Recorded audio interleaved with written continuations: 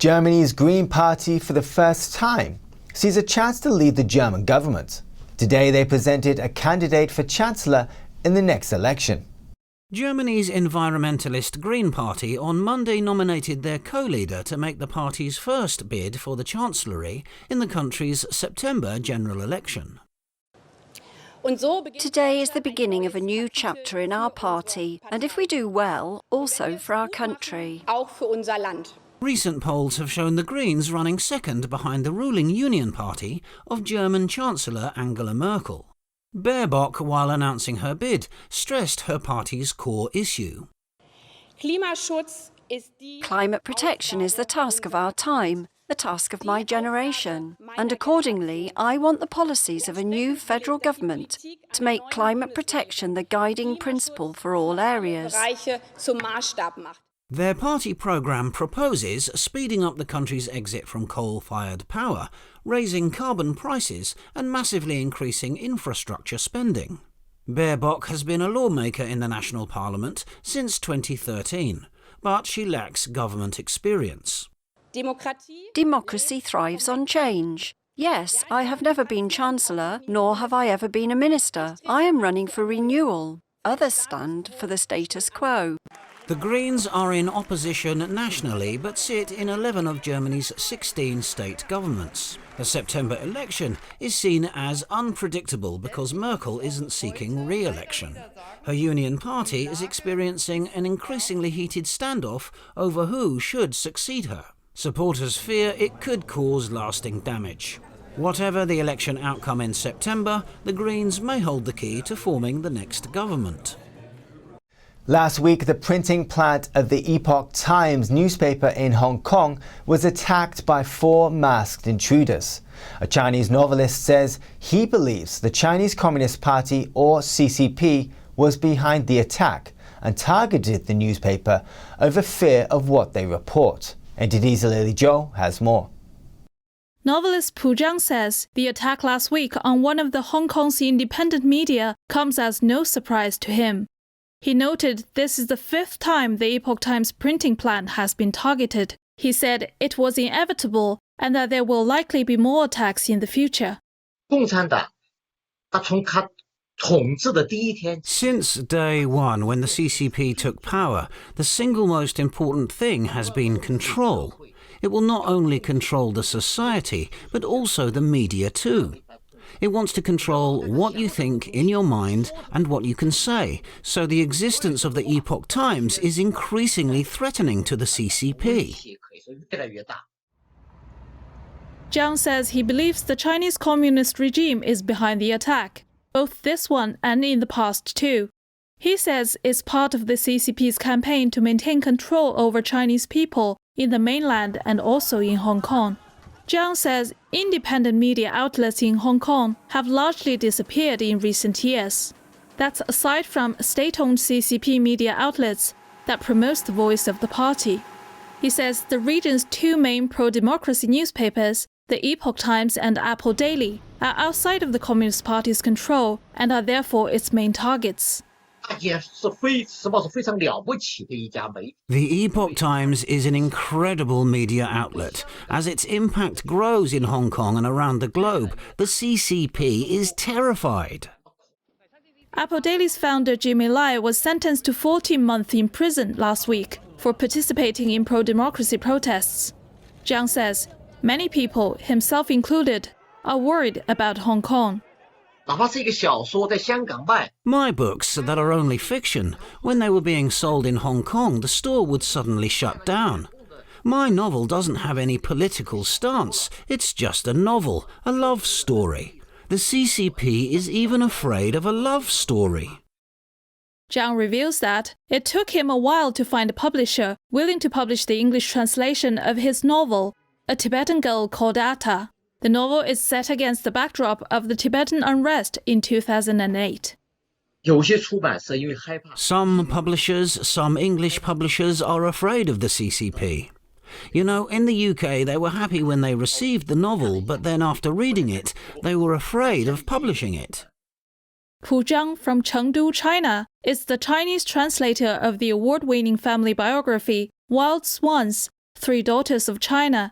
He is the younger brother of its author, Yong Chang. Lily Zhou, NTD News. Hong Kong ruled last week to send some of the region's most influential pro-democracy figures to prison. They were found guilty for unauthorized pro-democracy protests in 2019. NTD's Penny Zhou has more on this. Some of Hong Kong's most prominent pro-democracy figures are going to prison.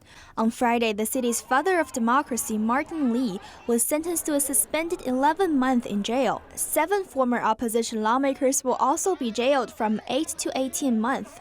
The reason for their imprisonment? They participated in 2 pro-democracy protests in 2019. Defense lawyers argued that the assemblies in question are peaceful, and their clients have long been against violence. The heaviest sentence went to activist and former lawmaker Lee Chak-yan, who will spend 18 months behind bars. He thanked supporters before going into the court. No matter whether we are in jail or outside, we work together. So I want to thank you, all the people of Hong Kong, for the comradeship, the feeling of solidarity together. And with this feeling of solidarity, we can win. Hong Kong's media tycoon Jimmy Lai, who is already in detention, was sentenced to a year in prison. The 73-year-old founder of Apple Daily is a fierce critic of Beijing and previously said he would not escape Hong Kong. I cannot do that. If I leave, not only I disgrace myself, I discredit Apple Daily and also undermine the solidarity of the democratic movement. It's something I have to take responsibility. 73-year-old Margaret Ng was also sentenced. She served as an opposition lawmaker for 18 years. The Hong Kong court argued that the sentence terms will prevent similar protests from happening. The sentencing drew immense media and public attention. Envoys from the United States, European Union, Germany, Canada, France, Netherlands, and Sweden attended the hearing. We're following this because, as I say, it involves pro-democracy figures and also it involves a peaceful protest. So clearly this is of interest, a legitimate interest to the international community, and that's why we're here today.